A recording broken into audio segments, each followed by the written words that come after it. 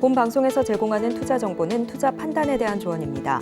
방송에서 제공하는 주식의 가치, 가격 상승 및 하락에 대해서는 방송사에서 보장하지 않습니다. 시청자 여러분 안녕하세요. 장 마감과 함께 내일장 투자 전략까지 두둑하게 챙겨가는 시간 마감임박 60분의 승부 진행의 문정원입니다. 네, 하루 쉬었다가 거래 재개를 한 뉴욕 증시, 이 월마트와 홈디포의 호실적에도 불구하고 올해 가이던스가 시장의 예상치를 밑돌면서 주가 하락세를 보인 두 기업이었습니다. 이에 증시도 반응하면서 지수에 그대로 반영되기도 했는데요. 또한 이 발표를 대기하고 있는 FOMC 의사록을 주목하면서 짙게 깔려있는 이 긴축 우려감에 뉴욕 증시 3대 지수 일제히 하락 마감했습니다. 오늘 우리 증시도 이런 뉴욕 증시 조정을 조금 이어받으면서 현재 낙폭을 키우고 있는데요. 오늘은 이러한 조정세의 영향을 받아 국내 증시에서도 차익 매물이 출회될 것으로 풀이되고 있습니다. 오늘 전반적으로 상승 업종들이 크게 눈에 들어오지 않는 장입니다. 그만큼 장이 어렵다는 말인데요. 이런 분위기 속에서도 코스닥 쪽에서 선방을 하고 있는 업종이 눈에 띕니다. 바로 기타 제조업 관련주들인데요. 현재 피코그램이 6.78%대 상승폭을 키워나가면서 9,760선에 체결되고 있고요. 노바텍도 3.49% 견조한 흐름 속에 28,150선에 현재 흘러가고 있습니다. 이 하잉크 코리아도 2%대나 낙폭을 키워가고 있는 상황인데요. 8,150선 현재까지 찍어내고 있는 상황입니다. 네, 오늘 지수의 흐름대로 하락하는 업종들이 조금 많습니다. 우선 먼저 보실 업종 바로 건설업 관련주들인데요. 한번 살펴보도록 하겠습니다. 네, 건설업들 오늘 조금은 낙폭을 키워갑니다. GS건설 거의 3% 가까운 하락세를 보이면서 23,600선에 체결 중이고요. 대우건설도 2.27% 낙폭을 키워가고 있습니다.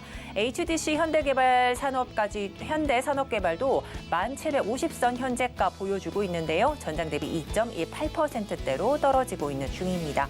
네, 이와 함께 오늘 대형주들 흐름도 좀 심상치 않습니다. LG에너지솔루션도 2.69% 하락폭을 키워나가면서 50만 6천 원 선에 현재가 보여주고 있고요. SK하이닉스도 2.3% 떨어지면서 현재가 89,100원 선에 체결 중입니다. 삼성전자까지도 오늘 1.61%대의 낙폭을 보이면서 61,100원 선 현재가 형성하고 있습니다. 네, 이렇게 현재 상황 간략하게 살펴보셨습니다. 오늘장 마감과 함께 내일장 투자 전략 두둑하게 챙기시려면 마감임박 60분의 승부와 함께 하시죠. 저희 마감임박 60분의 승부는 유튜브 채널로도 만나보실 수 있습니다. 유튜브에서 서울경제TV를 검색하시면 실시간 스트리밍 참여 가능합니다. 그럼 본격적으로 마감임박 60분의 승부 시작합니다.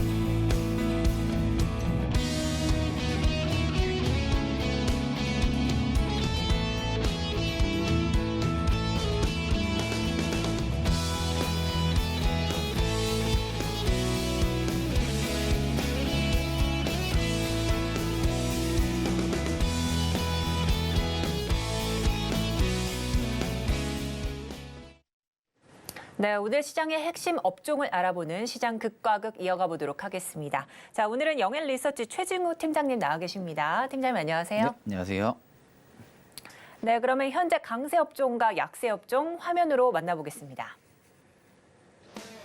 네, 오늘장 강세 업종입니다. 전기차 충전소 관련 업들이 조금 상승세 이어가고 있는데요. 2.29%대 견조한 흐름 나타내고 있는 상황입니다.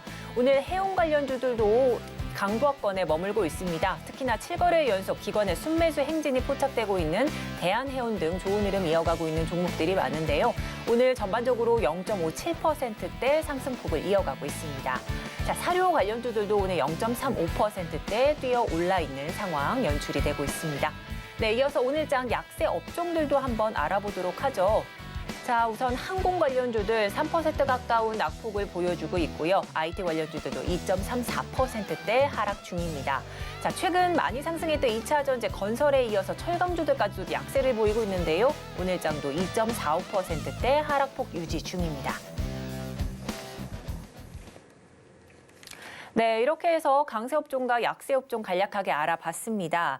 자, 이제 앞서 강세업종 중에 전기차 충전소와 해운, 사료 관련주들 좀 보고 왔는데 최근 대기업 계열사가 잇따라 전기차 충전 인프라를 좀 확보 중에 있습니다. 이 배터리와 폐배터리와 마찬가지로 전기차 충전 사업 역시 올해 독보적인 성장세가 조금 예고되지 않았나 이런 생각이 드는데 어떻게 보실까요?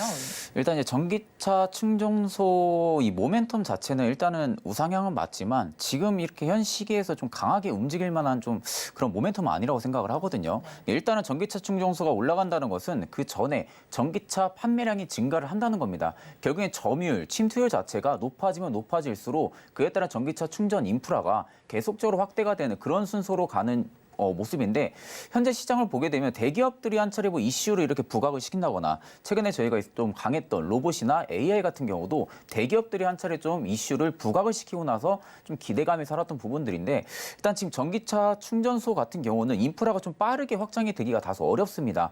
결국에는 지금의 신차 판매량 같이 전기차처럼 그런 쪽으로 판매량보다는 누적 판매량이 있어가지고 의존도가 굉장히 높기 때문에 결국엔 시설을 계속적으로 확충을 해야만이 기업 측면에서 도 실질적으로 실적에 좀 바탕이 되는 부분들인데 일단 지금 우리가 좀 보게 되면 결국엔 탄소 중립 쪽에 대한 목표성을 ESG도 지금 가지고 있거든요. 결국에는 지금 화석 연료 의존도를 좀 큰 폭으로 낮춘다는 목표성을 가지고 있습니다.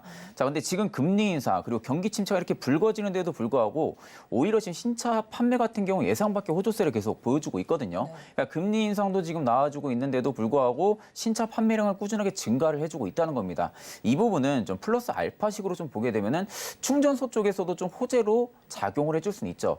다만 우리가 이제 2년 전에 수소 충전소가 한 차례 좀 부각이 돼가지고 한 달 정도 재료 기대감이 좀 살았다가 그 이후로 거의 한 1, 2년 가까이 또 기대감이 좀 죽었거든요. 그러니까 지금 충전소도 전기차 충전도 마찬가지, 수소 충전도 마찬가지지만 그 중에서도 좀 선두 지위를 싸운다 하게 되면 당연히 전기차 충전소가 조금 더 인프라 확충은 빠르지만 지금 상황에서는 충전소 쪽을 기대감에 좀 매수로 좀 진입을 하기에는 다소 좀 이르다고 생각은 하고 있습니다. 그러니까 국내 대기업들이 지금 계속적으로 투자에 지금 뛰어들고 있는 상황이고 최근에 또 이슈가 됐던 게 SK 시그넷에서 유럽 쪽에 대한 한 100억 원 정도에 대한 수주를 성공을 했거든요. 그러니까 이 부분이 어제 좀 이슈가 됐던 부분들입니다. 그러니까 이 부분이 어제 이슈가 되면서 오늘 또 뒷받침되는 이슈들이 계속 나오다 보니까 금일 같은 이렇게 약세장에서도 이렇게 좀 단기적인 이슈가 부각이 되면은 시장에서 좀 강하게 움직이는 경향들은 있습니다. 다만 이 시세가 결국엔 연속적으로 좀 나와줘야 되는 부분들인데 연속적으로 좀 나와주기에는 좀 다소 좀 부족하지 않을까 그렇게 생각을 하고 있습니다. 네, 현재 전기차 충전소 오늘 강세 업종으로 좀 봐주시면서 하지만 현재처럼 기대감으로 진입하기엔 다소 이르다 이런 결론을 좀 내주셨고요. 단기적인 이슈 부각으로 좀 떠오르고 있는 업종이니까 여러분들 조금 참고해 주시길 바란다 말씀까지 해주셨습니다. 자, 이제 다만 앞서 이제 바이든 대통령도 전기차 충전기와 충전소를 자국 생산을 조금 강조하고 나섰는데요. 이 국내 기업이 또 어떤 돌파구를 좀 마련할지도 의문이고 여기에 휘맥스와 휘맥스 홀딩스 강세를 좀 이어갔는데 어떻게 전망을 하실지 궁금합니다. 일단 오늘 휘맥스가 좀 움직이는 경우들은 지금 휘맥스의 본연 기술 자체가 이제 수출 쪽에 대한 비중이 굉장히 높거든요. 그러니까 수출에 대한 비중이 굉장히 좀 높다 보니까 오늘 좀 부각이 좀 많이 되는 모습으로 보여지고 일단 지금 주력 사업인 게이트웨어 부분들이 사업은 그렇게 좋지가 않습니다. 사업은 좋지가 않은데 일단은 전기차 충전 인프라가 확충이 된다라는 기대감에 오늘 종목이 좀 관련 수급이 들어와 준다고 좀 보시면 되시고요. 일단은 인플레 감축법 수혜에 대한 이 적용 범위에 있어가지고 결국에는 우리가 현지 법인보다는 해외 법인 쪽에서 신설을 하고 그쪽에서 판매를 할 수 있는 어떤 좀 시설을 만든다거나 이런 부분들이 조금 적용이 돼야만이 좀 수혜도 받을 수가 있는 상황인데 아직까지는 SK 시그넷만 첫 수주를 성공을 한 겁니다. 유럽 쪽에. 그러니까 아직까지는 좀 인프라 이 충전소 같은 기업들 같은 경우가 해외 쪽에서 판권을 잡고 좀 확충을 한다고 보기에는 다소 좀 어려울 수는 있죠. 그러니까 미국 같은 경우도 국내 충전소로 먼저 살려주기보다는 해외 쪽에 대한 충전소로 먼저 살려줄 수는 있지만 우리 국내 증시 같은 경우 좀 미국 증시랑 좀 커플링 형상도 많이 보여주고 있습니다. 그러니까 이런 부분들이 기대감을 좀 살아내줄 수는 있죠. 다만 이제 결국엔 주가는 또 실적을 따라갈 수밖에 없기 때문에 실적 부분들에 우리가 조금 더 집중을 해야 된다고 생각을 하고 있습니다. 네, 현재 수출에 대한 기대감으로 휴맥스가 조금 주가 강세 좀 이어가고 있는 상황인데 여기에 전기차 인프라가 확충된다라는 기대감에 함께 동반으로 올라가고 있는 모습이고요. 휴맥스홀딩스도 오늘 이미 상한가 터치한 모습 나타내주고 있습니다. 자, 이제 앞서 이 대표님께서 말씀하신 게 현재 금리 인상과 고물가에도 불구하고 신차 판매량이 좀 증가했다. 네네. 그랬는데 이게 완성차들 위주의 이 신차 판매량인 것 같은데요. 전기차 판매량도 동반으로 같이 좀 상승세 이어가고 있는 모습일까요? 지금 전기차 침투율이 작년 같은 경우가 한 6%대 정도 나왔거든요. 근데 지금 전망치가 25년까지 60%대까지 고성장을 할 거다라는 전망치가 나온다는 것은 결국엔 지금도 침투율은 계속 올라가고 있다는 부분들이거든요. 근데 침투율이 분기별로 이제 퍼센트가 나오는 게 아니라 연말에 이제 퍼센트로 나옵니다. 그러니까 올해 같은 경우도 연말까지 일단 좀 지켜는 봐야겠지만 지금 이제 정부 정책도 그렇고요. 또 이제 해외 정책도 보게 되면 결국에는 전기차 쪽에 대한 비중을 계속 실리고 있는 부분들이거든요. 그러니까 최근에 2차 전지도 강세 흐름을 보여줬던 부분들이고 2차 전지의 강세 흐름이 나와주게 되면 자연스럽게 폐배터리 리사이클링도 같이 관련주로 부각이 돼가지고 강세 흐름이 나와주는 부분들인데 일단 지금 이 차량에 대한 부분들은 거짓이 없다고 봐야겠죠. 그러니까 지금은 시장에 대한 좀 과도하게 눌렸다고 저는 좀 평가를 하고 있습니다. 그러니까 밸류상으로만 놓고 보면은 지금은 굉장히 저평가가 되어 있는 종목들이 굉장히 많거든요. 시장 대비 너무 많이 빠졌다는 부분들이죠. 네네. 그런데도 기업이 지금 실적에 대한 타격은 다소 입을 수는 있겠지만 앞으로 우리가 시장이 좀 괜찮아지고 경기가 좀 괜찮아진다고 하게 되면은 제일 먼저 고성장을 할 수 있는 게 저는 좀 기술주, 또 특히나 전기차나 반도체 쪽 이쪽이라고 생각을 하고 있습니다. 그렇기 때문에 지금 시장은 저 같은 경우는 오히려 좀 시장이 오르고 나서 좀 매수 관점을 잡기보다는 저가 부근에서 좀 매수 관점을 잡고 좀 모아 가시는 게 추후에 좀 복귀 수익률도 저는 좀 좋을 거라고 생각을 하고 있습니다. 자, 그렇게 된다면 이 전기차 판매량 증가가 좀 수반이 돼야 전기차 충전소도 동반으로 주가 좀 성장세 그렇죠. 이어갈 것 같은데 그렇다면 오늘 조금은 오른 강세 업종이긴 합니다만 전기차 충전소 아직까지 상승할 네네. 여력이 조금 있다고 좀 보여지고 있는데 이 전기차 판매량 증가가 수반이 돼야 되는 상황 속에서 전기차 충전소도 앞으로 더 상승할 모멘텀이 좀 남아 있을까요? 일단 지금 상황에서 이제 또 모멘텀이 뒷받침이 되어줄 것은 IT 기업들이라고 생각을 하거든요. 지금은 전기차에 대한 이슈는 나온 상황이고요. 근데 이 이슈가 연속성으로 나와주기에는 아직 기업들이 그렇게 좀 탄력이 좋은 편은 아닙니다. 근데 여기서 뒷받침이 돼주려면은 지금 국내 IT 기업들이 지금 전기차 플랫폼에 뛰어들고 있는 상황이거든요. 그러니까 전기차 플랫폼 어플이 지금 뛰어들고 있는 상황입니다. 우리가 지금 충전소가 많지가 않다 보니까 어느 한 충전소에 차량이 좀 많이 몰리는 경향도 굉장히 심하죠. 그러니까 이제 어플을 통해서 이런 부분들을 좀 알려주는 거죠. 보안을 통해서. 그렇게 되면은 전기차 사용량이 많은 사람들이 좀 사용량이 좀 많아지게 된다고 하게 되면은 어플 사용량도 굉장히 좀 많아질 수밖에 없습니다. 그러니까 이런 부분들이 오히려 좀 전기차 쪽에 대한 충전소 쪽에 대한 모멘텀으로 좀 뒷받침이 될 수는 있지만 일단 이런 모멘텀이 다시 또 IT 쪽으로 좀 넘어갈 수도 있습니다. 그러니까 그런 좀 양방향에 대한 전략 부분으로 좀 생각을 하셔야 된다고 생각을 하고 있고요. 만약에 이 이슈가 좀 강세 흐름으로 계속 이어진다고 하게 되면은 오늘 휴백스가 장초에 좀 상한가 달성하고 지금 많이 좀 밀렸거든요. 그러니까 지금 거래량이 그렇게 크게 터지지 않고 장 초반부터 상한가 말아버린 겁니다. 그렇기 때문에 거래량이 터져주지 않은 부분들에 있어서는 오히려 지금의 눌림 이후에 한 차례 더 보합권을 유지를 해줄 수가 있죠. 그러니까 그런 부분들로 우리가 볼 때는 일단 지금 전기차에 좀 뛰어들고 매수를 하기에는 다소 저는 좀 빠르지 않을까 그렇게 생각을 하고 있습니다. 네, 그렇습니다. 이제 전기차 사용량도 좀 늘어나면서 충전 어플도 조금 이런 증가세도 좀 나타나겠다. 근데 이런 모멘텀은 조금은 좀 끌고 갈 수 있지 않은 그런 모멘텀일 수도 있겠다. 이렇게 좀 지적을 해주셨습니다. 자, 그렇다면 약세 업종도 한번 알아보도록 하겠습니다. 앞서 항공과 IT, 철강 관련주들 중에서 오늘 철강 업종들 좀 볼 텐데 최근 중국의 경기 부양 기대감이 좀 부각은 됐습니다만 그 힘이 다소 현재 빠진 모습입니다. 자, 곧 중국 부양책도 발표가 될 텐데 이런 모멘텀들의 조금 약세 원인은 어디에 있다고 보실까요? 일단 이제 춘절 이후에 중국의 철강 시황이 다소 좀 주춤을 했거든요. 그러니까 그 부분들이 오늘 이제 국내 증시에 좀 여파가 있었던 부분들인데 그러니까 중국 쪽만 조금 주춤했던 거지 유럽이나 미국 쪽은 아직도 철강 쪽은 강세입니다. 그러니까 지금은 어느 정도 미국이나 유럽에서 좀 뒷받침이 되고 있는 모멘텀에 또 3월에 좀 대형 이벤트 양해가 좀 남아있는 상황이죠. 그러니까 중국의 좀 경기 부양책에 대한 기대감은 오히려 철강 쪽이 받을 확률이 굉장히 높습니다. 중국과 좀 밀접한 관계로 움직였던 부분들이 히토류 쪽 그리고 철강 쪽이다 보니까 이런 쪽에 대한 좀 수급 모멘텀이 충분하게 좀 뒷받침이 될 거라고 생각을 하고 있고요. 그리고 지금 중국 같은 경우도 1월 유동성 지표가 좀 크게 확대가 되면서 향후에 좀 경기 부양 기대감이 계속적으로 지금 철강 가격을 좀 지지를 해주고 있다고 생각을 하시면 됩니다. 그래서 지금 최근 철강주 같은 경우가 좀 견조한 주가 상승세를 계속 좀 보여주던 이유는 일단 거시경제 환경이 조금은 완화가 되고 있다는 부분들의 경기 민감 섹터로 인해 가지고 철강 쪽이 좀 움직였던 모습인데 지금도 보게 되면 철강이 오늘 좀 눌림은 나와주고는 있지만 일부 종목에 좀 눌림이 나와주고 있거든요. 그러니까 다른 여타 종목들은 아직도 좀 상승세를 유지해주는 철강 업종들도 좀 많다 보니까 일단 지금은 여전히 거시경제 환경에 대한 완화 기대감은 여전히 철강 쪽은 좀 살아있다고 생각을 합니다. 그러니까 이런 부분들이 오히려 지금 철강 쪽을 다소 좀 수급을 다시 개선을 시킬 수 있는 부분들이 저는 좀 존재한다고 생각을 하고 있고요. 결국 이제 철강 쪽이 살아야만이 건설 쪽이 전부 다 살아날 수 있는 부분들이고 경제 부분들이 전부 다 살아날 수 있는 부분들이다 보니까 철강 쪽은 아마 정부에서도 정책으로 계속 좀 투자를 좀 적극적으로 지원을 해줄 가능성이 저는 좀 크다고 생각을 하고 있습니다.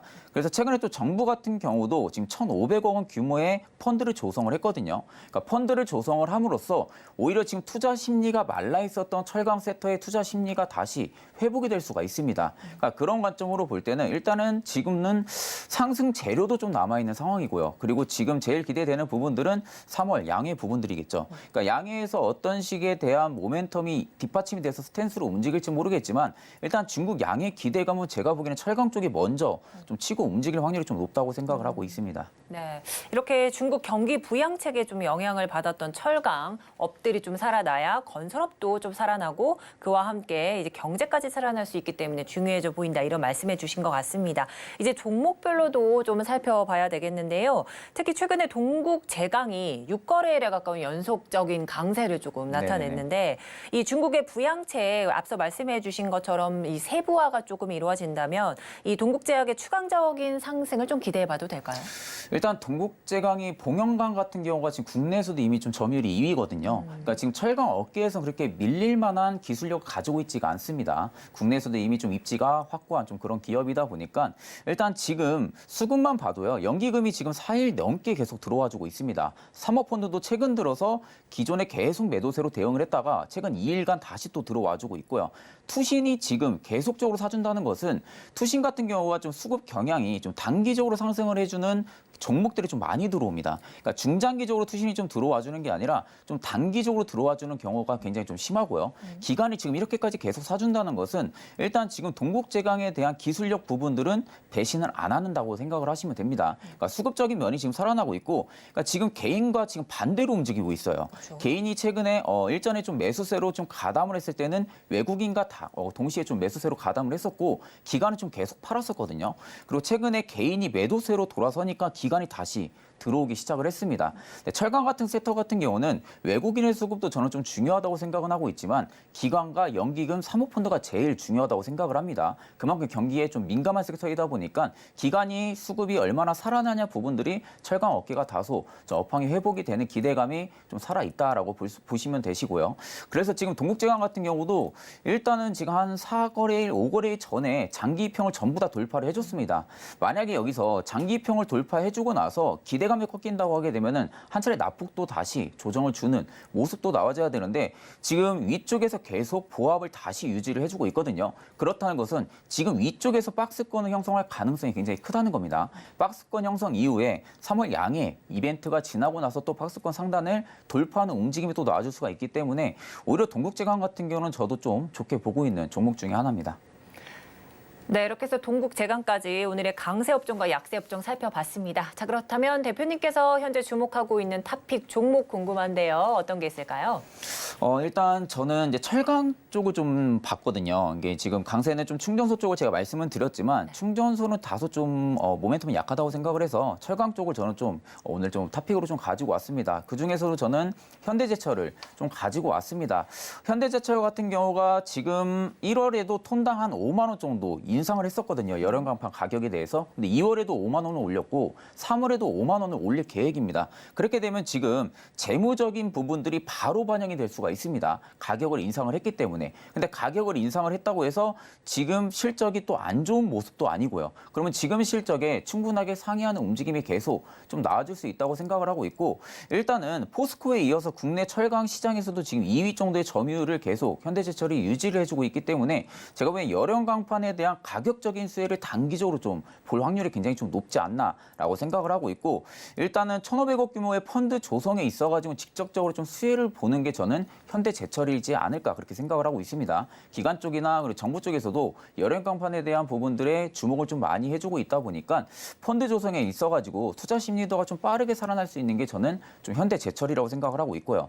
기관과 지금 금융투자도 계속 좀 들어와주는 부분들만 봐도 일단은 현대제철의 업황은 충분하게 좋아질 수가 있다라고 지금 생각을 하고 있습니다. 그래서 지금 오늘 좀 가격 전략 부분도 좀 말씀을 해드리게 되면은 지금 매수 가격 같은 경우가 38,000원에서 37,000원대까지 좀 분할로 모아 가시는 것을 좀 추천을 드리고요. 네. 일단은 중장기적인 하락 기조는 마무리가 됐습니다. 중장기적인 하락 기조는 일봉상도 마무리가 됐고 주봉이나 월봉도 마찬가지로 지금 마무리가 된 상황이다 보니까 매수가는 그 정도에서 좀 모아 가시는 것을 추천을 드리고, 그리고 목표가 같은 경우는 44,000원대까지는 매물이 그렇게 강하지가 않습니다. 그렇다는 것은 매물이 강하지가 않기 때문에 충분하게 단기적인 목표가가 44,000원대까지는 한 차례 주가가 상승이 나와줄 수가 있으니까 거기까지는 목표가를 설정을 하시고요. 손절가 같은 경우는 많이 빠진 만큼 좀 짧게 잡을 수가 있습니다. 한 34,000원대로 생각을 하시면 되실 것 같습니다. 네, 오늘 팀장님의 이 탑픽 종목 현대제철 들어주시면서 매수가 38,000원 정도 잡아주시고 목표가 44,000원, 손절가는 34,000원 제시해 주셨습니다. 오늘 말씀 여기까지 듣도록 하겠고요. 지금까지 영앤 리서치 최진욱 팀장님과 함께했습니다. 감사드립니다. 네, 감사합니다.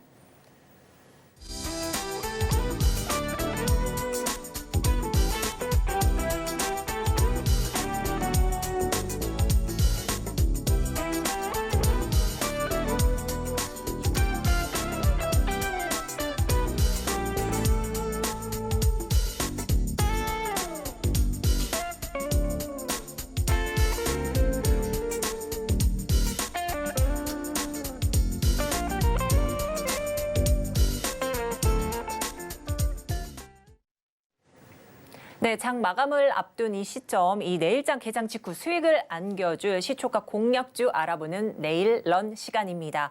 자, 오늘 S 인베스팅 코리아 이주호 연구원 전화 연결돼 있습니다.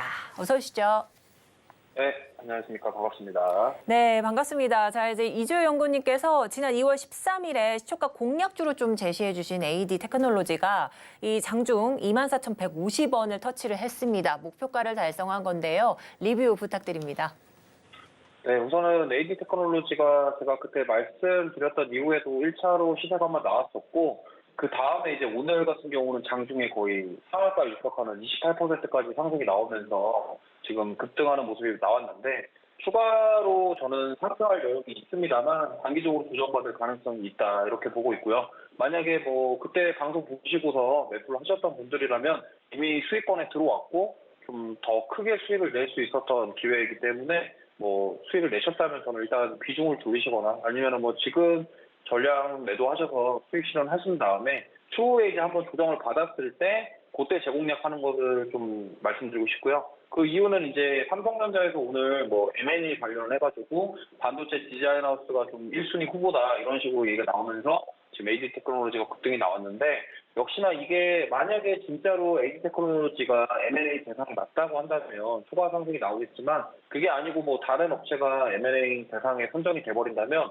그 올랐던 부분만큼 다 빠질 수 있거든요. 작년에 10월 달에 AD 테크놀로지가 상한가에 갔던 이유가 이제 삼성전자가 ARM을 인수한다 그 얘기가 나오면서 지금 상한가를 갔었었는데, 이번 같은 경우는 조금 다른 케이스라고 보시면 되고, 삼성전자에서 직접적으로 M&A를 할 가능성이 있다라는 부분이 부각이 되면서 올라왔다. 그러니까 우리나라 같은 경우는 과거에도 그 삼성전자에서 지분 투자를 했었는데 반도체 관련주들, 특히나 원익 IPS, 원익 QNC 이런 원익 관련 기업들이 삼성전자에서 지분 투자를 하면서 주가가 많이 올랐었고요.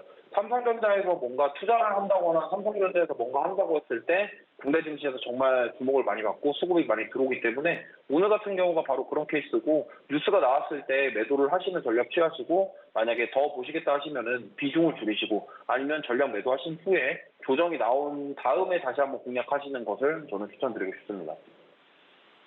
네, 오늘 급등세 연출하고 있는 AD 테크놀로지까지 리뷰 들어봤습니다. 자, 그렇다면 내일장 시초가에 공략할 업종 화면으로 만나보도록 하겠습니다. 네, 내일 시초가 공략 업종입니다. 오늘 전반적으로 약세장이었는데요. 자, 내일 공략할 업종은 어떤 게 있을지 알아보도록 하겠습니다. 바로 반도체 후공정 관련 업종들입니다. 꾸준하게 강세 업종으로 좀 거론되어지기도 했던 반도체 후공정 섹터, 내일장 시초가 공략 업종으로 제시해 주신 이유가 있을 것 같은데요. 한번 들어보도록 하겠습니다. 네, 이렇게 반도체 후공정 섹터에 좀 관심 많이 좀 기울이고 계신 분들 있을 텐데 향후 전망 한번 들어보도록 하겠습니다. 어떤 의견이 있으실지 궁금한데요. 네, 얼마 전에 뉴스가 나왔는데 삼성전자와 TSMC 같은 곳에서 이제 글로벌 반도체 업체들이 차세대 패키징 기술 확보에 이제 주력을 하고 있다, 이 뉴스가 나왔습니다. 차세대 패키징이 뭐냐면 결국엔 지금 AI 반도체를 미세화하는 과정에서 좀 이 한계점이 지금 드러났다라는 거죠. 무슨 말이냐면 AI 반도체를 실제적으로 구현하기 위해서 처리 속도도 빨라야 되겠지만 어쨌든 미세 공정이 더 필요하다라는 겁니다. 지금보다 더 미세하게. 그리고 반도체 IC 직접 회로를 이제 기판이나 PCB 기판 말고 직접 전자기기에 부착하는 그런 상태로 만드는 공정. 이게 바로 차세대 패키징 기술인데, 이거와 관련돼서 저는 앞으로 부각을 받을 가능성이 높고, 결국에는 지금 2023년 1월부터 시작된 AI와 태폭 관련주에서 지금 AI 반도체까지 2월 달에 넘어왔고, 그 다음에 이제 반도체 다음 주자가 뭐냐 그러면 저는 후공정이라고 생각하고 있습니다. 왜냐면 지금 어쨌든 만약에 이 차세대 메모리, 그리고 지금 삼성전자와 SK하이닉스에서 준비하고 있는 고대역, 그러니까 광대역 메모리 반도체, 이쪽이 이제 앞으로 차세대 메모리가 될 가능성이 높고, DDR5 램 이후에 이제 앞으로 AI 반도체, AI 기술을 직접적으로 구현하기 위해서 서버 PC에 대한 교체, 이런 것들을 봤을 때 이제 반도체 관련 메모리 반도체 쪽도 한번 봐야 된다, 이렇게 말씀드리고 싶고, 물론 삼성전자가 지금 시스템 반도체에 총력을 기울이고 있지만 메모리 반도체가 고정적으로 캐시카우 역할을 하는 사업이기 때문에 그 사업을 벌일 수는 없다면, 그럼 앞으로 수요가 늘어날 것으로 예상되고 있는 그 메모리 반도체, 이제 차세대 메모리 반도체죠, 이런 거, 그리고 MPU라고 해서 차세대 메모리에는 이제 지금 같은 경우는 디램 같은 경우에 CPU가 처리 장치가 부착이 되지 않는 버전인데, 앞으로 이제 차세대 메모리에는 이제 마이크로 프로세서가 부착이 되는 그러한 메모리도 나올 가능성이 높고, 그렇다면 처리 속도를 늘리기 위해서 이제 메모리에다가 CPU를 붙여서 거기서 바로 처리가 될 수 있게끔 만들어준다면 AI, 로봇, 드론 같은 곳에 사용할 수 있고, 앞으로 4차 산업에 그 시장을 선점할 수 있는 그런 기술을 가지게 되는 것이기 때문에 이제 삼성전자가 이런 후공정 쪽, 특히나 패키징 쪽에 총력을 기울일 것이다. 왜냐하면 지금 기존 반도체들을 보면은 PCB 기판에다가 IC를 꽂아가지고 이제 만들어지는 형태가 많은데, 이제 앞으로 차세대 메모리 같은 경우는 PCB 기판을 사용하지 않는다. 그럼 PCB 작업을 안 해도 되고, 그러면은 웨이퍼에다가 바로 IC를 붙이는 그러한 기술인데, 이제 오늘 가져온 제가 종목이 그 패키징 관련해서 그러한 기술을 가지고 있는 그런 기업이라고 보시면 되겠고, 그리고 이제 앞으로 AI 반도체뿐만 아니라 DDR5로 활용한 서버 PC 교체 수요가 원래 작년에 계속 얘기가 나왔었는데, 반도체 공급난 이런 이슈들로 인해서 사실 미뤄진 부분들이 많이 있었습니다. 지금 인텔이랑 AMD에서 지금 계속 DDR5 지원하고 있는 서버용 CPU 출시를 하고 있고요. 그렇다고 한다면 이제 DDR5가 지원되는 서버용 PC 교체가 시작된다고 한다면 앞으로 수요가 더 늘어날 것이고, 그럼 DDR5 램 교체에 대한 양산에 대한 부분, 그리고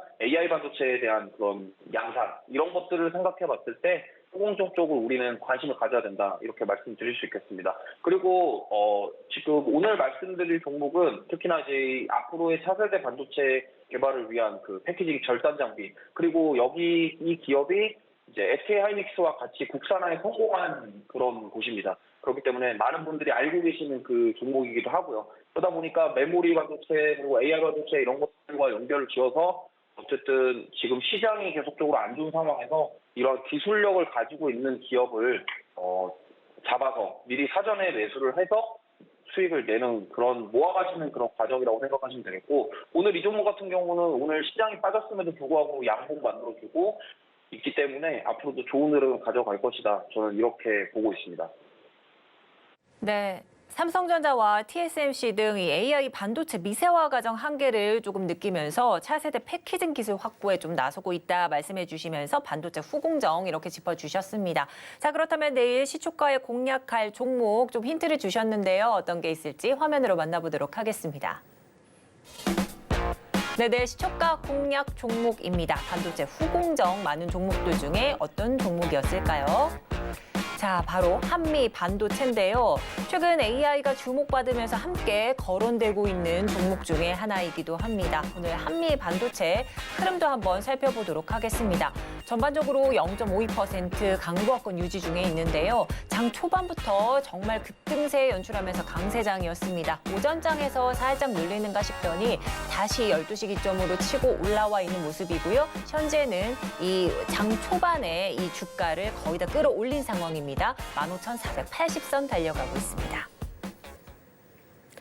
네, 한미 반도체 앞서 잠깐 힌트를 주셨는데요. 어떤 좀 이슈들이 있을지 한번 알아보도록 하겠습니다.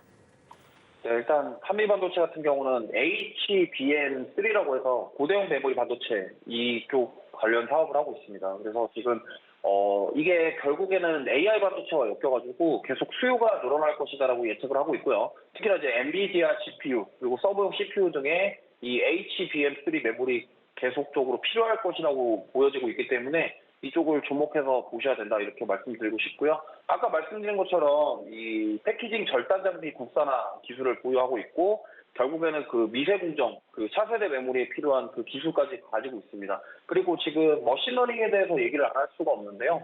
결국에는 AI 반도체가 이제 현실화되기 위해서는 그 머신러닝에 대한 부분을 우리가 알고 계셔야 됩니다. 머신러닝이 뭐냐면 컴퓨터가 지금 같은 경우는 예를 들어서 우리가 어떠한 뭔가 코딩을 하거나 어떤 명령을 했을 때 컴퓨터는 뭔가 잘못 처리가 됐을 때 잘못됐다라고만 얘기를 합니다. 그리고 뭔가 실행을 했을 때 실행이 안 되고 오작동을 하거나 아니면 정상적으로 처리가 되면은 정상적으로 실행이 되고 실행이 되냐 안 되냐 1이냐 0이냐 이거밖에 없거든요. 현재 상태는 그렇습니다. 근데 앞으로 이제 머신러닝은 뭐냐면 컴퓨터가 이제 자기가 뭔가 예를 들어서 잘못된 오답이 나왔을 때 그 오답을 정답으로 바꿀 수 있게 알아서 찾아가는 그런 과정을 머신러닝이라고 하고 실제로 AI 반도체가 구현되기 위해서 어쨌든 소프트웨어 기술이 필요하겠지만 하드웨어적인 구성과 소프트웨어적인 모든 구성들이 끝난 상황에서 그럼 소프트웨어적으로 머신러닝이 잘 처리가 되기 위해서는 어쨌든 하드웨어적인 처리 속도가 따라와줘야 된다는 부분입니다. 그러면 그렇게 하기 위해서 우리가 차세대 메모리 이런 것들이 다 필요하기 때문에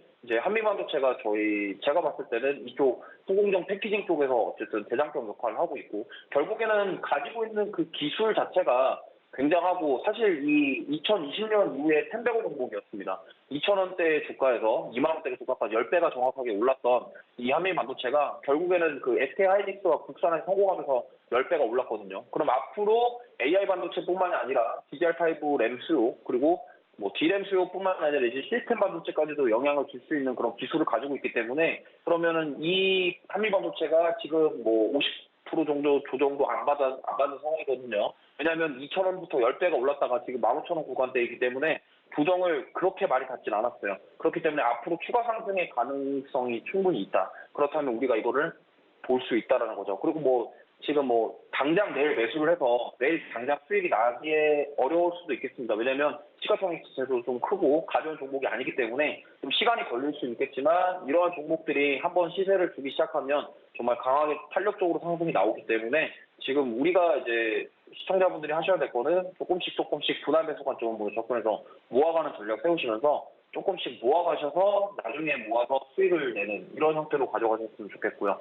지금 시장 자체가 계속적으로 눌리고 있고 뭐 연준 금리 인상에 대한 부분, 50bp 금리 인상 가능성에 대한 부분 이런 것들 공격적인 긴축 이런 행보로 인해서 지금 계속적으로 우리나라 증시도 충격을 받고 있는 상황인데 만약에 그런 충격을 받음에도 이 종목 같은 경우는 지금 잘 버텨주고 있고 앞으로도 그럴 것이고 올해 사실 작년 같은 경우도 이 한밀반도체 같은 경우는 주가가 그렇게 많이 빠지진 않았습니다. 증장 관련 이슈가 있었음에도 불구하고 뭐 크게 주가가 빠지는 모습 보이지 않았고 그리고 뭐 재무제표나 이런 것들 봤을 때도 탄탄하고요. 그리고 앞으로 사업성이라든가 수익성에 대한 기대감까지 가지고 가볼 수 있기 때문에 저는 뭐 시장이 빠졌고 안 좋고 어려운 상황이긴 하지만 지금 이러한 종목들 우리가 모아 가신다면 앞으로 뭐 제가 지난번에 말씀드렸던 AD 테크놀로지뿐만 아니라 제가 오픈 엣지 테크놀로지 지금 계속적으로 제가 1월 달부터 반도체 관련주들만 방송에서 이야기하고 있거든요. 결국엔 그 말씀드렸던 종목들 대부분 다 상승세가 나오고 있고요.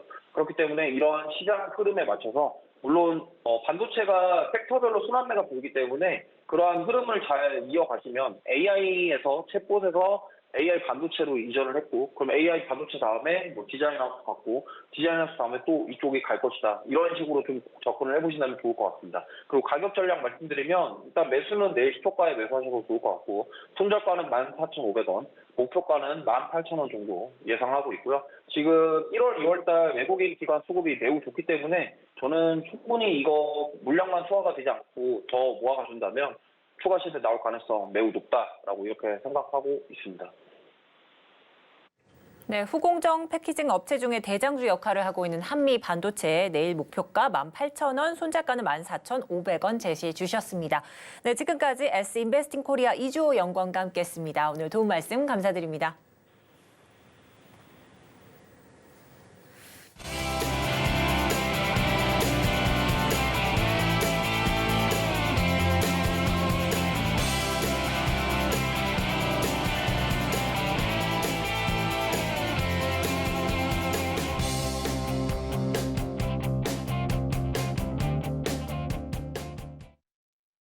네, 오늘 시장 마감이 임박했습니다. 현재 시장 상황과 업종별 동시 호가 체크해 보도록 하겠습니다. 먼저 코스피 지수부터 살펴보도록 하겠습니다.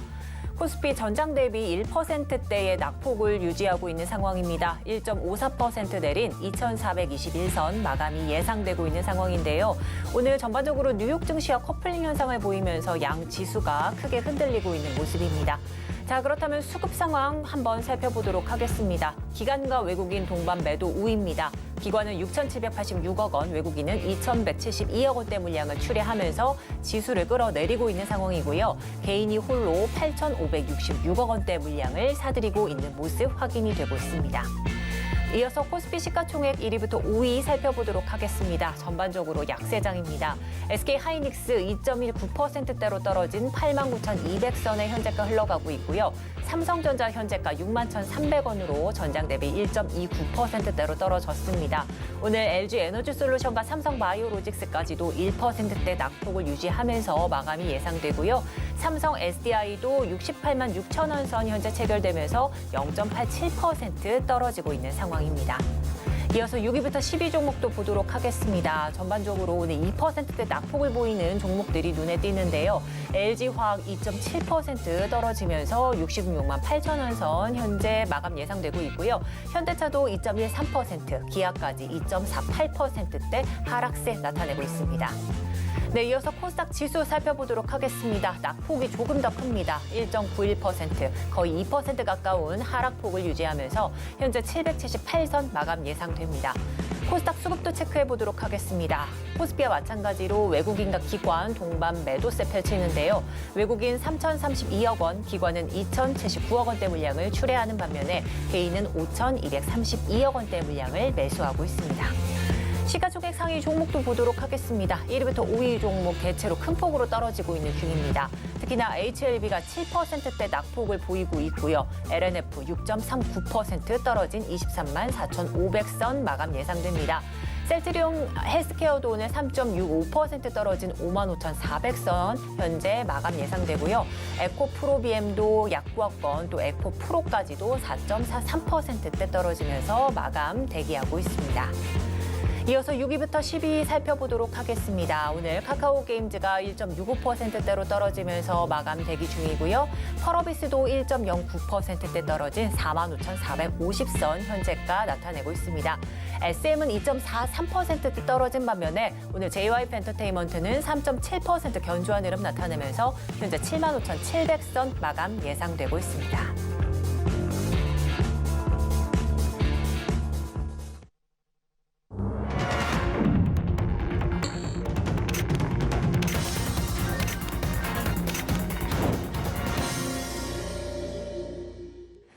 네, 이번 코너는 이정수의 신의 한 수입니다. 서울경제TV 포커스원 이정수 전문가와 오늘 시장 좀 검토해 보도록 할 텐데요. 그럼 전화 연결해 보도록 하겠습니다. 전문가님 안녕하세요.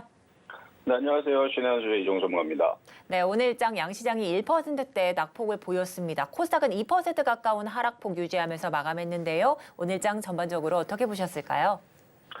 자, 오늘 아침 방송에서 제가 개인들이 주식을 좀 사는 걸 보고 야, 이 정도 속도면은 오늘 거래소에서는 개인들이 1조 정도 살 것 같고 코스닥은 한 5천억 정도 살 것 같습니다. 이렇게 예상을 하면서 내일도 빠질 것 같으니까 함부로 주워 담지 말고 빠지면 기회장입니다. 뭐 이런 얘기는 아침에 했긴 했거든요.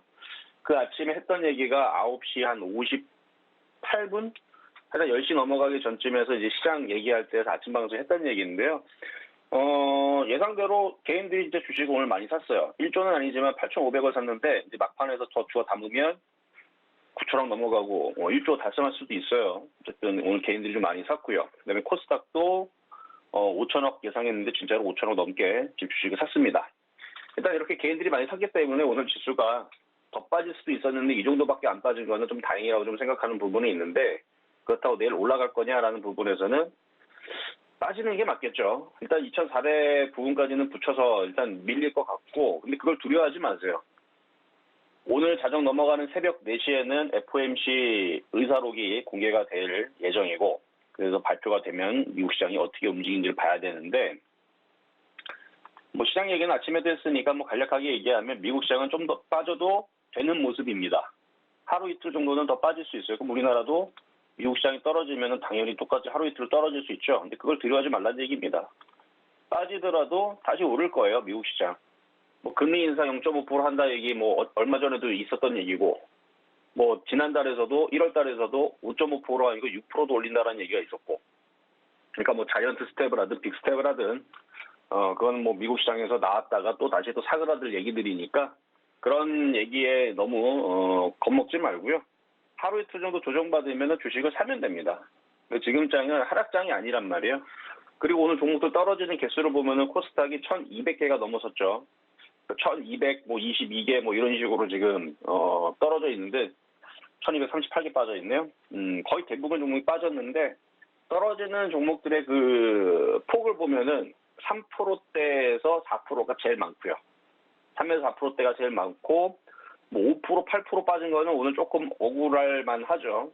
근데 과거에 빠졌던 그런 하락장 속에서의 흔들림보다는 그렇게 하락폭이 크지는 않고 그리고 그동안 올라간 게 있잖아요. 우리나라 시장도 우리나라 시장도 코스닥도 코스피도 그동안 올라간 게 있으니까 좀 빠져도 됩니다. 근데 좀 빠질 때에서 이제 어떤 종목으로 잘 버틸 거냐 이제 이런 부분들은 이제 잘 고민을 좀 해보셔야 되는데 많이 떠 있는 거는 좀 더 많이 빠지겠죠. 근데 많이 떠 있는 게 많이 빠진다고 안 올라가지는 않습니다. 많이 빠지면 또 올라가요. 예를 들어서 셀바스 AI, 솔트룩스 많이 올라간 종목인데 최근에 많이 빠졌다고 여기서 이만큼 빠졌다고 안 올라가지 않았죠? 만약에 얘가 또 빠지면 또 올라가게 돼 있습니다. 그러니까 지금은 겁내는 장이 아니고 좋은 종목을 어떻게 싸게 살 건가. 근데 오늘 솔트룩스 또 올라갔네요. 그러니까 어떻게 종목들을 싸게 살 건가를 고민을 하면서 참여를 해야 되지. 지금 시장 빠질까 봐. 내일도 일단은 빠질 걸로 예상하지만 내일 빠진다 그래서 뭐 모레 금요일도 빠진다 그래서 뭐 큰일 났으니까 종목도 다 던지고 도망가야지. 이 장이 다시 아니라는 점. 어떻게 종목을 싸게 살 건가. 시장이 박스권장이고요. 다시 살아나게 돼 있습니다. 시간이 뭐 그렇게 오래 걸리진 않을 것 같아요. 뭐 한 달 내내 떨어지는 장은 아닐 것 같고 뭐 빠져봤자 뭐 일주일도 넘지 않는 선에서 다시 반등 줄 것 같은데 어쨌든 종목들이 좀 더 싸지면 잘 사면 되는데요. 자, 어제까지도 철강주가 강했는데 오늘도 철강주의 흐름들은 견고했습니다. 오늘도 보면은 뭐 포스코야 그동안 좀 많이 올라왔으니까 한 4% 조정받았지만 현대제철 장중에 뭐 플러스까지 흐름도 있었고 그다음에 세아베스트 동국제가 오늘도 뭐 플러스의 흐름을 보여줬는데 시장이 하락장이면은 벌써 쭉 하고 빠져야 되는데 안 빠지죠. 그리고 엊그저께에서 정유주 화학주들도 그다음에 건설주들도 조선주들도 대부분 업종의 대표주들이 다 강했단 말이에요. 그러면은 시장은 그렇게 쉽게 죽지 않습니다. 오히려 조정받으면 좀 전에 얘기했었던 대형주들은 조정시 매수하면 되는데 정유주 화학주 괜찮더라고요. 흐름이. 그래서 정유주 화학주들은 조정받으면 중형주가 있고 대형주가 있는데 둘 다 좋아요. 그쪽은 좀 안정적으로 공략할 분들은 그쪽을 보시는 게 낫고 IT 섹터 같은 경우는 뭐 나쁘다는 아닌데 지금 미국 시장이 나스닥 지수가 떨어지는 이유가 지금 금리 인상 이슈로 인해 가지고 성장주, 기술주 뭐 이런 게 하락하는 거잖아요. 그래서 미국 시장이 반등 나오기 전까지는 조금 더 그냥 지켜보는 게 좋을 것 같고 그래서 시장은 그래서 뭐 자세하게 뭐 얘기해드리고 싶지만 시간이 많지 않은 관계로 어느 정도 뭐 조정받으면 다시 반등 줄 거다. 코스닥도 잘 안 떨어진다. 뭐 이렇게 마무리하고 시장은 양호하다. 뭐 하루 이틀 떨어져도 겁먹지 마셔라. 오히려 조정시 매수다. 이 얘기 말씀을 드리면서 종목 얘기로 위메이드 한번 보겠습니다. 자, 위메이드. 자, 위메이드는 위메이드 맥스가 있고 위메이드 플레이가 있고 위메이드가 있죠. 근데 오늘 장중에 게임주들이 좀 강한 흐름들을 잠깐 보여줬는데 이게 위메이드 갑자기 움직여서 그러는데 왠가 봤더니 사우디 게임사인 966이 전략적 파트너십 체결 소식에 강세를 보여줬다 그러는데 966은 위메이드의 그 글로벌 블록체인 게임 플랫폼 위믹스 플레이의 게임 등을 중동 지역에서 서비스하는 것을 적극적으로 고려하기로 했다. 뭐 이런 얘기가 나오면서 그래서 지금 이슈가 돼가지고 이제 움직이는 건데 이제 중동 자금들 이제 들어온다 그러면은 저번에도 뭐 게임주 막 움직이고 그랬었던 게 있었죠. 그래서 요거 이번에서도 움직이는데 지금 차트를 보면 굉장히 강합니다. 그래서 쉽게 안 빠질 것 같아요. 조정받으면 뭐 사볼 수 있고 조정 안 받아도 뭐 알아서 지금 장이 약한 게 아니기 때문에 이전에 있었던 강세 흐름이 또 나올지도 모릅니다. 근데 이거 생각하고 그냥 잡아 들어가면 안 됩니다. 조정을 충분히 받았다 생각을 했을 때 쌀 때에서 물려도 이 정도 가격이면 괜찮겠다라는 자리에서 들어가야지 한 번으로 물렸다가 진짜로 물려갖고 30% 깨지면 지금 이 좋은 장세에서 30% 깨지면은 참 깝깝하죠. 그러니까 조정받을 때 잘 보시는 게 좋을 것 같고요. 어쨌든 나중에서는 좀 크게 가지 않을까. 일단 그렇게 예상이 좀 되고. 자, 두 번째는 SK 하이닉스고요. 자, IT 섹터들이 오늘 다 눌린 거는 아까도 얘기했지만 미국의 주요 기술주들이 다 하락을 했죠. 그리고 오늘 자정 넘어가는 새벽 4시에 FOMC 의사록 공개가 다가오는데 거기에서 이제 뭐 금리를 어떻게 할 건지에 대한 얘기가 자세하게 나오면 매파적인 발언이 센지 비둘기적인 발언이 센지 뭐 별로 관심 없어요. 왜냐하면 또 얘기는 또 바뀔 거니까. 그러니까 좋은 얘기했다 나쁜 얘기했다 왔다리 갔다리 할 것 같은데 그냥 IT 섹터들은 조정을 어느 정도 받으면 또 갈 겁니다. 일단 그렇게 예상을 합니다. 근데 이쪽보다는 깔끔한 게 정유주 화학주인 것 같아요. 지금 당장은 뭐 조금 조정을 받겠지만 다시 하이닉스는 다시 상승할 것 같고요.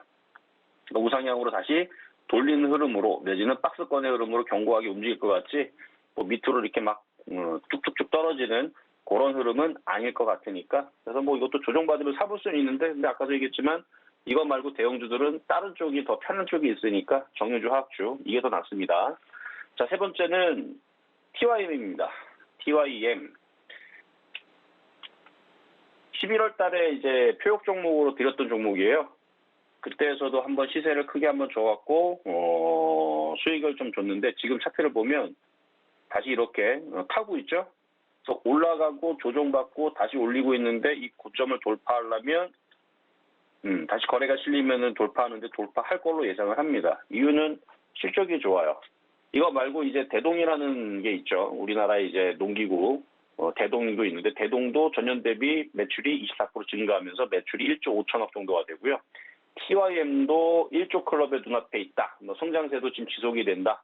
그래서 지금 대동도 작년에서 역대 매출을 갈아치웠고 TYM도 사상 첫 1조 클럽을 달성을 할 거라는, 그리고 농기가 전 세계에 글로벌적으로 잘 팔려요, 지금.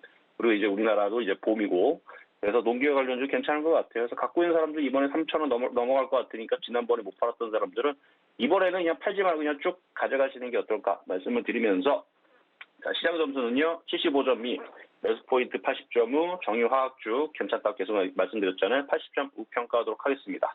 여기까지 정수의 신현수였습니다. 네, 이렇게 해서 말씀 여기까지 듣도록 하겠고요. 오늘 밤 FOMC 의사록 발표와 함께 이 뉴욕장 흐름 체크하면서 국내 증시 대응을 해야 되겠다 이렇게 말씀해 주셨습니다. 네, 오늘 말씀 여기까지 듣도록 하겠습니다. 네, 감사합니다. 네. 자, 이제 마감인박 60분의 승부 마칠 시간이 됐습니다. 앞서 전문가님 말씀처럼 오늘 밤 발표될 이 FOMC 의사록에 따라 뉴욕 증시를 비롯해서 우리 증시까지 주가가 변동폭을 보일 것으로 예상이 됩니다. 이런 시장 상황 속에서 성공 투자 원하신다면 내일도 마감인박 60분의 승부와 함께 하시죠. 본 방송에서 제공하는 정보는 투자 판단에 대한 조언일 뿐 해당 주식의 가치와 상승률은 보장하지 않습니다.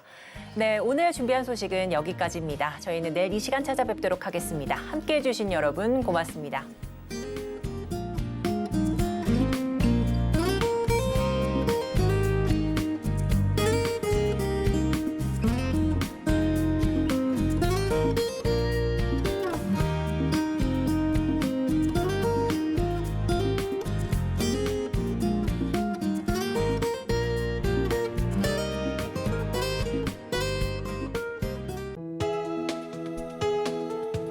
본 방송에서 제공하는 투자 정보는 투자 판단에 대한 조언입니다. 방송에서 제공하는 주식의 가치, 가격 상승 및 하락에 대해서는 방송사에서 보장하지 않습니다.